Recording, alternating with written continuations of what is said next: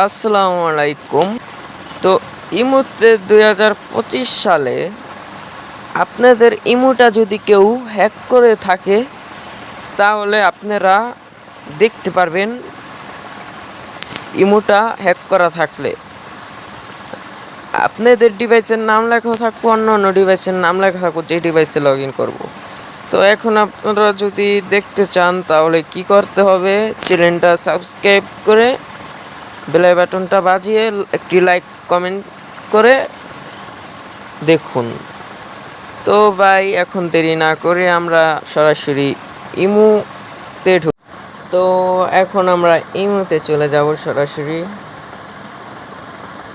তো ইমোতে আসার পর এখন আমরা প্রোফাইলে ক্লিক করব।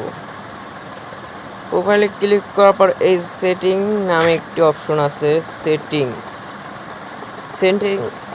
সেটিংয়ে ক্লিক করার পর আপনারা এই যে নিচে দেখতে পাচ্ছেন এই অপশনটায় ক্লিক করবেন। এটাই ক্লিক করার পরে এই যে দেখতে পাচ্ছেন এই যে আমার ডিভাইসটা দেখতে পাচ্ছেন 2025, এখনো 2025। তো আমার ইমোটা কয়জনে হ্যাক করেছে দেখতে পাচ্ছেন, 2টা ডিভাইস কিন্তু হ্যাক করেছে। তো এটি কিন্তু আমি চাইলে ডিলিট করে দিতে পারবো আমার এই ফোন থেকেই। তো দেখতে পাচ্ছেন এই যে এটা কিন্তু আমার এখন চলতেছে আমার ডিভাইস। তো এখন আমরা কি করব, ডিলিট করতে হলে এই যে এই অপশনের উপর ক্লিক করার পর ডিলিট অপশনে চাপ মারবেন। তো চাপ মারার পর দেখতে পাচ্ছেন একটা কিন্তু গায়েব হয়ে গেছে। তো তারপর কিন্তু আমরা এই যে আরেকটা টিপ দিয়ে গায়েব। তো এভাবে আপনারা দেখতে পাচ্ছেন এখানে কিন্তু আমাদের আর এইটা নাই। যারা হ্যাক করছে ওই ডিভাইসটি আমি কেটে দিছি আমার ফোন থেকে।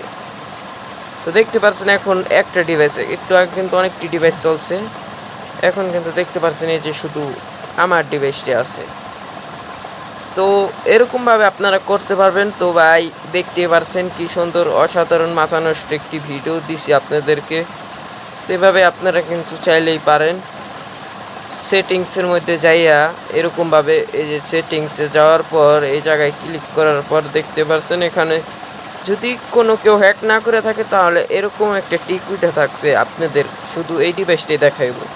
আর যদি হ্যাক করে থাকে তাহলে কিন্তু ওই যে ওরকম ওই ইন্টারফেসটা দেখাইব, ওটা আপনারা ওইভাবে ডিলিট করে দেবেন। তো আশা করি ভিডিওটা দেখে বুঝতেই পেরেছেন।